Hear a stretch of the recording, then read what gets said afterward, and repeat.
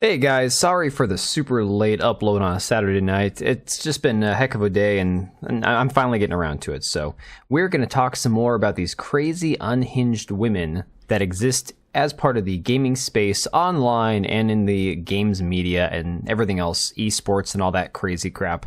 So I'm sure a lot of you have already seen the clip of this Taylor Morgan person who was going around contacting Riot Games saying that she had been harassed and that she was, in dire need of help from them because some guy said some terrible things to her online, to which, of course, it then came out that she had unmuted him for content. Again, the context of that has still not been answered, and of course she is not going to address it, I guarantee it. But somebody else shared the fact that last year, she herself had said, "I love Valorant, but being told to slice your throat and end yourself is on a whole new level." I mean, so if these are the kind of things that she's saying she's been hearing for a while, I don't understand how goading some guy into saying some less than flattering crap online is somehow worthy of her contacting Riot Games and claiming the guy could spend like 6 years in jail. Kind of a crazy exaggeration, but of course, before that, we had this YouTuber, Emmy Speens, who was going after Smash JT, who's a YouTuber, because of the fact that he's been going after Alyssa Mercante. Now we've got Alyssa Mercante blocking him and unblocking him on Twitter, of course, which Smash JT has been covering her extensively for the past few weeks after she messaged his wife on Facebook, stalked her, and basically said, "Do you know what your husband is doing?" And of course, now she's claiming, Alyssa Mercante is, that she might be pursuing legal action against him for his coverage of her antics, which is just bizarre because nothing that he has done or said amounts to any form of stalking or anything of the sort. So it's pretty insane that these women are resorting to this. Now we're seeing people like this woman, It's Summer Slays on Twitter, who is somebody who I have no idea who she is. Obviously, she's a streamer because Bob's, right?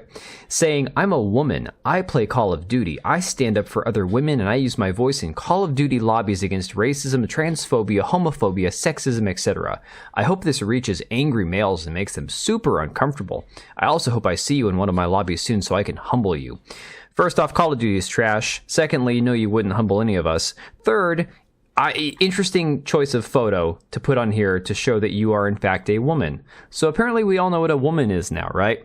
Well, now the most recent thing that's been going around and has garnered tens of millions of views, up to 14.3 million views on the Twitter machine right now, is this video of this absolutely insane person. And we're going to get into her in a second, but let's just listen to this 2-minute video real quick. I'm going to turn the volume up. Hopefully it's not too loud for you guys. I'm just going to hit play. She wouldn't last 10 minutes in a COD lobby is not, nor has it ever been, a valid excuse for men to act like pieces of human garbage in gaming. I shouldn't have to play a game where all I say is hi and the whole game is thrown and I'm in hell for the next 40 minutes because men are being emotional about it. That is not normal, and that's not how the old COD days were, because I promise you, as a man, you have never had somebody throw on the basis of your gender. That doesn't happen. You can say it happens. You're lying. I'm sorry. I don't know why that's such a common thing in the comments of my videos. You guys want to be oppressed so bad that you'll look at a man calling me a telling me he's gonna tell me to get back in the kitchen and say it's not a woman thing. Of course, somebody points out that she uses these three examples, calling her a name, telling her to get in the kitchen, and then threatening a horrible thing against her, as if any of those things are equal. Now, my personal opinion, if somebody makes the sexist comment to a woman to get back in the kitchen, okay, fine. Did that hurt your fifis? I'm sorry. Is it overused? Maybe. Is it on the same level of saying somebody's going to come do terrible things to you? No. So she's already making a false equivalency right there. I'd say that happens to you too. It doesn't. There's a reason that historically, male-dominated spaces are known for being toxic and unsafe. If they're toxic and unsafe, why would you come invade them? Just a question. That goes for gaming. That goes for sports. Any male-dominated space is a bad one. Furthermore, if men make any space they're in toxic, how do you feel about transgender people participating in female-only spaces? Well, I'll tell you how she feels about that later. That's not me being sexist. That is me saying there is an inherent issue with the way that you guys have your locker room talk that makes everybody else feel unsafe. I don't know how you could possibly find it fun to make other people feel unsafe. Because other male gamers don't feel unsafe, honey. That's the way it works. No woman is asking men to make gaming a safe space with sunshine and rainbows and everything, but could you please be normal? because I want to be able to enjoy playing the game without my life being threatened. Well, that's why you have Animal Crossing, just saying. Without my body being threatened, because I'm existing as a woman. And men are the ones making it unsafe. What is this idea of safe and unsafe? I'm sorry, I keep interrupting this video, but this has been blowing my mind the last few weeks. I'm thinking to myself, I've been playing online and offline, going back now, since the Xbox, I think the second Xbox 360, is that the one that was the second one? I can't remember. I've owned pretty much everything except the Series X. I've never in my life, even when men have threatened me or called me a bitch or said they're going to do things to me or, you know, used any gamer word or anything that they've said to me or about me when I'm playing online, never once have I taken them seriously or thought that somehow that was going to cause me bodily harm or cause me any sort of emotional or mental trauma. Get over yourself, lady. I do not care if you feel targeted by me saying men or if you feel attacked by me saying men. You are part of the problem. If you feel attacked by that, you're part of the problem. If you say just mute them, you're part of the problem. If you sit there and let them say that to me and you don't intervene, you are part of the problem. Because I have So you have to be an ally, you have to be a male feminist. A lot of male friends, normal male friends who don't say slurs and don't threaten people and just play like normal. I understand it, it's not all men. But if you are not one of the men doing this, it is entirely on you to help stop the men who are. If you don't understand that and you don't understand power imbalances and gender hierarchy, it's not my place to teach you. I'm not your mother. I'm not your teacher. Close the game for 5 minutes and educate yourself. But stop making this a bad experience for everybody else who's just trying to play the game. Educate yourself is what she's saying, guys. All right, so a little bit more about this person. She is a Twitch streamer. She is massively left-leaning. She is all pro-Palestine, free Palestine from the river to the sea. And look, I have an opinion on the whole Gaza thing. I don't want my money going towards it. I don't want to have to ally with either side. I want my money being spent here in the U.S. Call that controversial. I'm not taking sides in the whole Gaza thing, okay? But she is a very, very, very, very pro-Palestine, anti-Israel person, okay? Now we have her, and Grum's comparing her to Alyssa Mercante, which is ironic because Alyssa Mercante, who we just talked about, had written this article back in 2010, talking about her experience on Call of Duty. Stop harassing me about my gender. I'm trying to snipe you in the face. So again, we're seeing similarities to people going back prior to Gamergate with this crap. Now, the real icing on the cake is if you want to know what this kind of person really is, she talks about men. She talks about toxic masculinity and how men can't be normal and how men can't say normal jokes and say normal things and defend women. And here is her opinion about children and certain ideologies, we should say. No, it's over, Ina. It's over. Like, if I were to have a boy, we better pray to God that he's gay. We better start indoctrinating him day one. We have to either make him trans or make him gay. We are not having a cisgender straight son.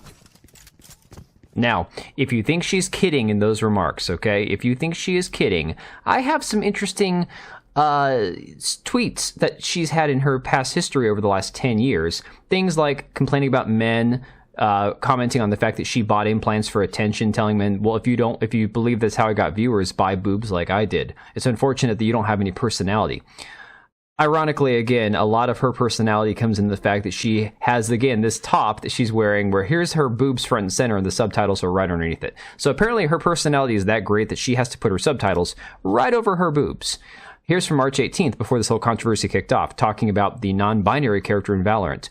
I hate that I can't even be excited for this because men are going to use this as yet another way to target and terrorize LGBT who are just trying to play the game. Look, a lot of men, a lot of heterosexuals have noped out of games like Valorant or Apex Legends or any other game that has so heavily pushed the LGBT crap that we've just been like, you know, game was decent. I have other games I can play that don't tell me how great it is to be gay, so I'm just going to leave this one alone, right? And if you just go through her replies, everything, she is obsessed with men. She's obsessed with heterosexuals. She's obsessed with white people. She has this one that's been from a deleted tweet, so I can't see the original tweet, unfortunately. Something about, now this is white culture. You go a little further down, you have this one saying, the Buffalo shooting is breaking my heart. This is from 2022. I'm so tired of living in a world where white terrorism is as normalized as it is. Then you go back to 2013. Oh, I said I hate white people in class, and my teacher got so mad, ha ha ha. I just got back from a party, can really just say that I hate white people. All right? This is the kind of stuff she's saying. You go over here where she has this tweet about why does every straight man type like this, as if it makes their bad takes stronger. You're ableist and fat phobic, and the enter key doesn't change that. This is from 2023. These are trends that have been going on for a long time. And again, she is a Twitch streamer who is allied, who's partnered with this Thousand Dreams Fund. And we'll get into that in a second. And so, of course, if you go through her recent tweets, everything's about like how she supports the Trevor Project, which is a horrible organization. Whether or not you're pro, gay rights, pro transgender rights, whatever, the Trevor Project is a god-awful, wretched, disgusting organization that does not need it to exist. But another thing about this is if you want to get into why she might be doing this, I don't know that this has actually helped her viewership or her follower count in the last few days. You can look at this for the last 30 days. She is up 280 followers on Twitch, which is a 300% increase. So there's not a real bump around this time. The last couple of days, Friday, Saturday, she gained about 52 followers combined on Twitch. Maybe it bumped up her daily average a little bit. Her monthly gained followers is still going down from where it was like a month ago, so I'm not sure about that. But of course, on her Twitter bio, you can see her little Tumblr-looking profile art right here. They have this Thousand Dreams Fund that she has partnered with. Now, the funny thing about this Thousand Dreams Fund is it is 100% pro girls, pro, get them scholarships, get them into college, which again, I think college is a gigantic racket. Unless you are going in to be a lawyer or a doctor or an engineer, do not go to university. This is just my personal opinion. Obviously, you're going to do what you want to.